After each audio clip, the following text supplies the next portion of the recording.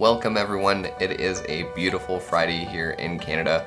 It's actually snowing quite a bit, but it's beautiful kind of snow where it's really thick, and anyways, you're not here for that. Today we're going to be talking about the shortcuts that I use primarily for Premiere Pro.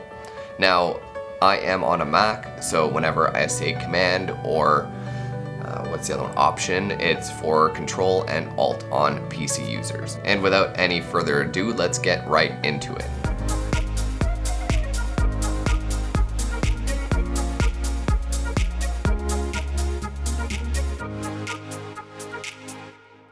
The first one we're going to cover is the letter V. The V is a shortcut for the cursor.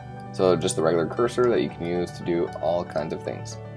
The next one we're going to cover is the C, the blade tool. So this one you can cut your clips in half and you can move them, you can do whatever you want to them. And then V to go back to the cursor. Those are probably the first two that I use the most often, V and C, just to cut everything on there. Shift C. Now this is a supercut. As you can tell, the line goes all the way across and it cuts everything from top to bottom in the whole sequence.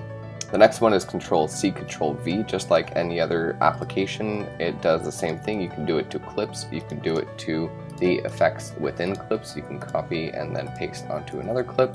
It's endless. I use it all the time, copy paste. You can't go without it. Next one is the plus and minus sign.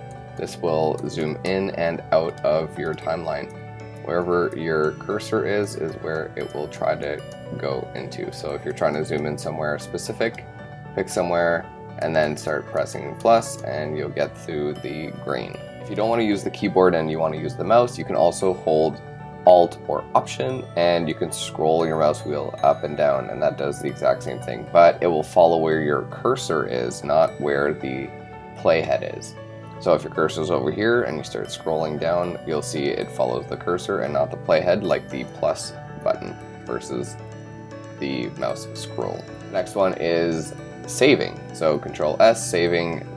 It's always important. It will save you at some point in your career. So please Control S all the time, or Command S. Another neat one is the A key. So A selects everything to the right of that. So as you can tell, as I'm going through, it only selects everything to the right of my cursor.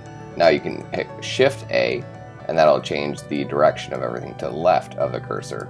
Or if you press A and then you hold Shift, it will only take whatever is in that row.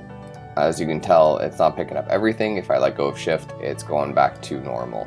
Alt, click on a clip and drag it. We'll make a copy of it. Same thing with audio. If you're holding Alt or Option and you drag something on your timeline, it will make an exact copy and leave the original where it is. G will open up the audio gain on any clip that you have selected, as long as there's audio available. Use the down and up arrow to skip clips or to go either at the beginning of the next clip or the end of the next one there.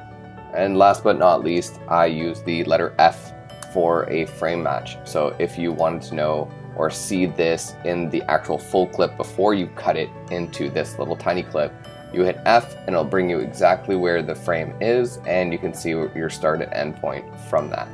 And that wraps up the shortcuts that I most use in Premiere Pro. Now, if you have other ones that you use that I haven't mentioned before that really have saved you a bunch of time, please let me know. I haven't actually told all the ones that I use, but these are the best ones, the ones that have saved me the most time in my career.